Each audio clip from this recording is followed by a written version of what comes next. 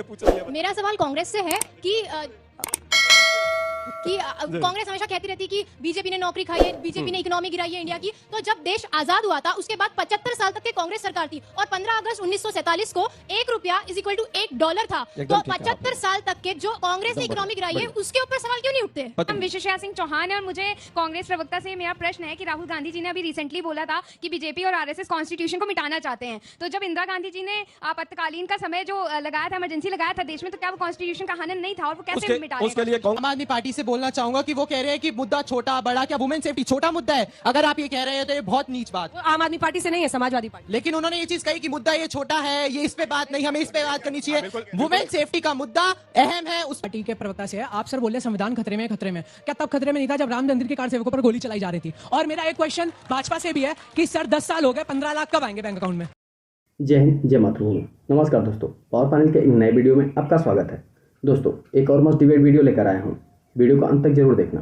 दोस्तों, आज की डिबेट में देखने वाले हैं बीजेपी के प्रवक्ता गौरव भाटिया और जनता ने मिलकर कांग्रेस के प्रवक्ता अजय उपाध्याय और समाजवादी पार्टी के घनश्याम तिवारी को कैसे मस्त क्लास लगाया है। दोस्तों, आज की डिबेट में ये दोनों इंडी वाले कैसे चीख चीख कर झूठ बोल रहे थे और संविधान को बचाने के लिए जनता को बेवकूफ़ बनाने की कोशिश कर रहे थे, लेकिन जनता ने इन दोनों इंडी वालों का ही बैंड बजा दिया। दोस्तों, आज की डिबेट बहुत खास होने वाली है क्योंकि जनता ने डायरेक्ट ही सवाल पूछा है पार्टी प्रवक्ताओं से। वीडियो को अंत तक जरूर देखिए, आपकी क्या राय है कमेंट में जरूर बताएं।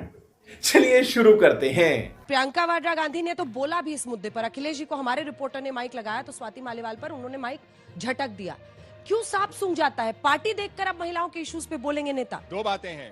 पहली बात कि अगर भारतीय जनता पार्टी कहे, ब्रजभूषण शरण सिंह के कंधे पे बैठी हुई भारतीय जनता पार्टी, प्रज्वल रेवन्ना के कंधे पे बैठी हुई भारतीय जनता पार्टी, बिल्किस बानो के बलात्कारियों के कंधे पे बैठी हुई Bharatiya Janata party, IIT BHU में जो रेपिस्ट थे उनके कंधों पे भारतीय जनता पार्टी बैठी हुई है, वो कहे कि भारतीय जनता पार्टी के आंसू महिलाओं के लिए बह रहे हैं, तो इससे बड़ा धोखा देश की महिलाओं के लिए नहीं है। दूसरी बात, ये एक आपराधिक मामला है, दिल्ली पुलिस जांच कर रही है। जब अखिलेश यादव जी के सामने ये प्रेस कॉन्फ्रेंस में ये अरविंद केजरीवाल जी के साथ ये चर्चा हुई थी, ये सभी ने वो वीडियो देखा होगा। अखिलेश यादव जी ने कहा कि इससे बड़े मुद्दे हैं, क्योंकि इस चुनाव में इससे बड़े मुद्दे हैं। जिस पार्टी ने देश की हर बेटी का मान सम्मान तोड़ा है, वो उससे लड़ना इससे बड़ा मुद्दा है।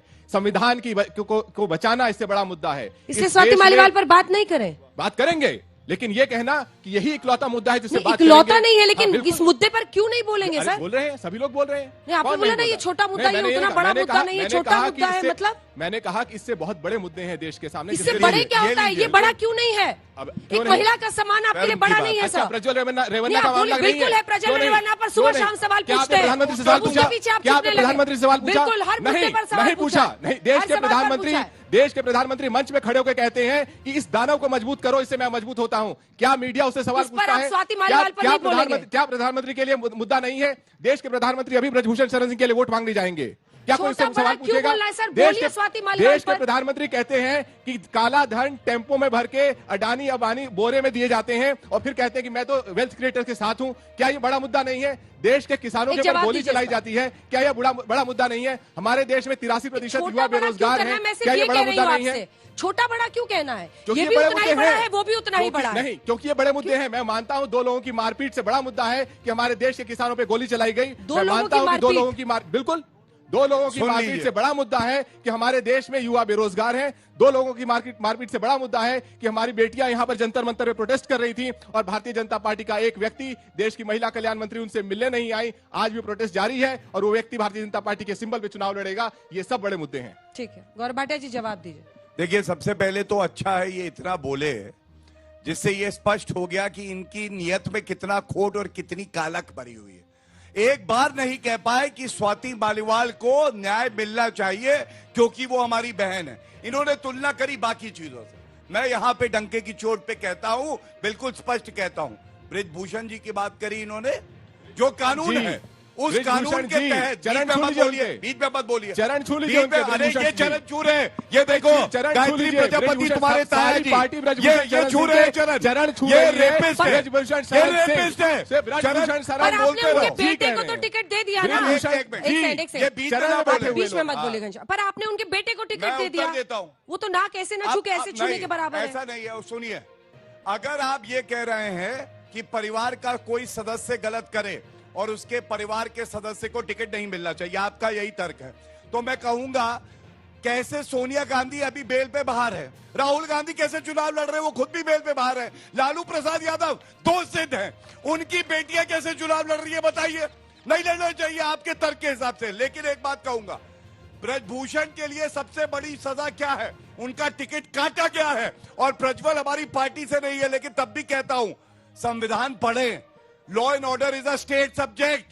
किसकी सरकार थी? कांग्रेस की, कार्रवाई नहीं कर पाई। हम तो कह रहे हैं जेल में डालो ऐसे व्यक्ति को जो हमारी बहन के साथ गलत करे। मैंने गृह मंत्री से भी प्रज्वल रेवन्ना पर सवाल पूछा कि आपकी सरकार क्या कर रही है वापस उसे लाने पर, वो डिप्लोमेटिक वीजा पर बाहर भाग गया है। उन्होंने कहा उसे जाने से रोकना भी वहां कर्नाटक की पुलिस का काम था और कर्नाटक की पुलिस को चिट्ठी गृह मंत्रालय को लिखनी पड़ती है। इसमें मुस्कुराने की कोई वजह नहीं है सर। अगर प्रज्वल रेवन्ना को लेकर इस देश में इतना गुस्सा है तो पुलिस एक चिट्ठी लिखे, तब तो होम मिनिस्ट्री वापस आएगा। नहीं हुआ नहीं है, ये क्या तरीका बात करने का? मैं सवाल पूछ रही हूँ आपसे। आपको उत्तर मिला होगा। कल प्रधानमंत्री जी भी थे, उनसे भी एक बार रेवन्ना पर जरूर प्रश्न पूछना चाहिए था कि क्या हुआ जो आप ताली ठोक ठोक के कहते थे कि इसकी वोट मेरी वोट। 2900 महिलाओं के साथ जो इस तरह दुर्दांत अपराध किया है, उसको प्रधानमंत्री जी जो है आगे बढ़ाने का काम कर रहे हैं। ये शर्मनाक है। मैम मेरा सवाल कांग्रेस से है। कांग्रेस बहुत बोलती है बीजेपी डिक्टेटरशिप कर रही है। इमरजेंसी के टाइम राजनाथ सिंह जी के साथ क्या हुआ था, वो क्या था, कांग्रेस ने क्या किया था कि उनकी मां की मृत्यु के समय भी उन्हें जाने को नहीं मिला था। और अब देखिए इस समय में अरविंद केजरीवाल जी को जाने के लिए मिल रहा है 20 दिन की कैंपेनिंग के लिए। क्या उसकी कोई अहमियत नहीं है जब उनको नहीं जाने दिया गया इमरजेंसी के टाइम पे? अच्छा ये बताइए आपका नाम क्या है? अर्पिता सिंह। अर्पिता आप क्या पढ़ रही हैं? Ma'am journalism. इसलिए बता दे रही हूँ ताकि आपको ऐसा न लगे कि बोल दीजिएगा बीजेपी के एजेंट।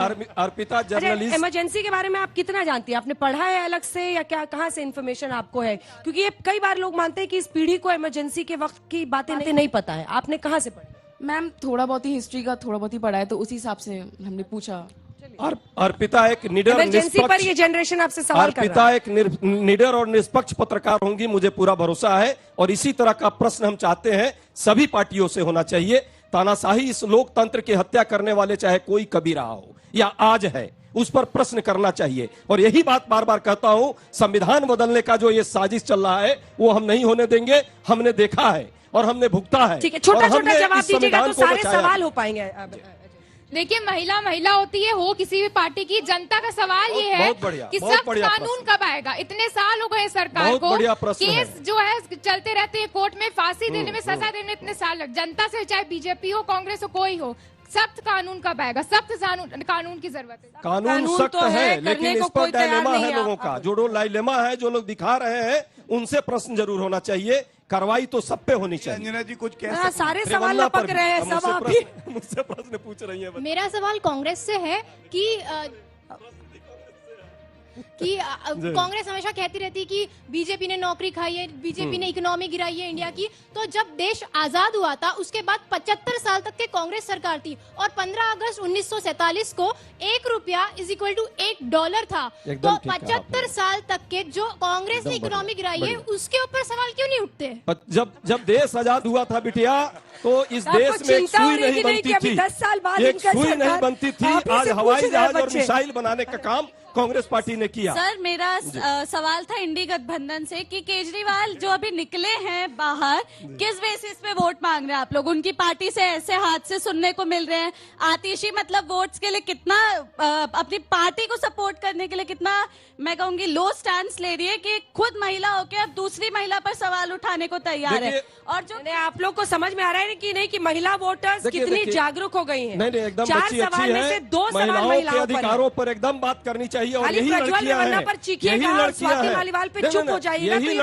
यही लड़कियां हैं जो ब्रिजभूषण से भी प्रश्न कर रही हैं, और यही लड़कियां जो है स्वाति मालीवाल से के मुद्दे पर भी बुलाएंगी और भाजपा से भी प्रश्न मेरा पूछेंगी। नाम विशेषया सिंह चौहान है और मुझे कांग्रेस प्रवक्ता से मेरा प्रश्न है कि राहुल गांधी जी ने अभी रिसेंटली बोला था कि बीजेपी और आरएसएस कॉन्स्टिट्यूशन को मिटाना चाहते हैं। तो जब इंदिरा गांधी जी ने आपातकालीन का समय जो लगाया था, इमरजेंसी लगाया था देश में, तो क्या वो कॉन्स्टिट्यूशन का हनन नहीं था? और वो कैसे उसके लिए कांग्रेस पार्टी को देश की जनता ने सजा दिया था और इस बार जिस तरह से कॉन्स्टिट्यूशन को खत्म करने का प्रयास भाजपा कर रही है, मोदी जी कर रहे हैं, इस बार 4 जून को उनको भी उसकी सजा मिलेगी। छोटा छोटा जवाब। मैं आम आदमी पार्टी से बोलना चाहूंगा कि वो कह रहे हैं कि मुद्दा छोटा बड़ा, क्या वुमेन सेफ्टी छोटा मुद्दा है? अगर आप ये कह रहे हैं तो ये बहुत नीच बात। आम आदमी पार्टी से नहीं है, समाजवादी पार्टी। लेकिन उन्होंने ये चीज कही कि मुद्दा ये छोटा है, ये इस पे बात नहीं, हमें इस पे बात करनी चाहिए। वुमेन सेफ्टी का मुद्दा अहम है, उस पर बात हो। सबसे बड़ा है, सबसे बड़ा मुद्दा। बिल्कुल आपने कहा वुमेन सेफ्टी का मुद्दा, समझिए। बिल्कुल समझ रहा हूं। वुमेन सेफ्टी का मुद्दा मारपीट के मुद्दे से बड़ा है और जहां पर प्रधानमंत्री मंच पर खड़े होकर कहता है कि इस दानव को वोट दो, इससे मैं मजबूत होता हूं, मुद्दा और बड़ा हो जाता है। जहां अभी कुछ दिन बाद आपको देखेंगे प्रधानमंत्री ब्रजभूषण शरण जी के लिए वोट मांगने जाएंगे, मुद्दा और बड़ा हो जाता है। जब गुजरात की सरकार, केंद्र की सरकार न्यायालयों से ये लड़ती है कि बिल्किस बानो के रेपिस्ट को छोड़ दिया जाए, तो मुद्दा और बड़ा हो जाता है। मुद्दे के लिए लड़िए, किसी एक व्यक्ति के लिए मत लड़िए। मेरा क्वेश्चन समाजवादी पार्टी के प्रवक्ता से है। आप सर बोल रहे संविधान खतरे में, खतरे में।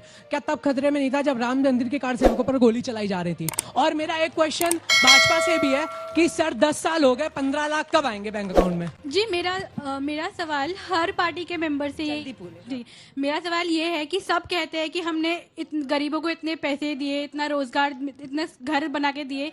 मेरा सवाल ये है कि आप लोगों को नहीं लगता कि आप सबको पैसे देके उनको अपाहिज बना रहे हैं? वीडियो को अंत तक देख लिया होगा आपने। उम्मीद करता हूँ वीडियो पसंद आई होगी। इसी तरह की डिबेट वीडियो के लिए वीडियो को लाइक और चैनल को सब्सक्राइब जरूर करें और वीडियो के बारे में आपका क्या राय है कमेंट में जरूर लिख कर जाना। मिलते हैं एक नए ज्वलंत मुद्दे पर। जय हिंद।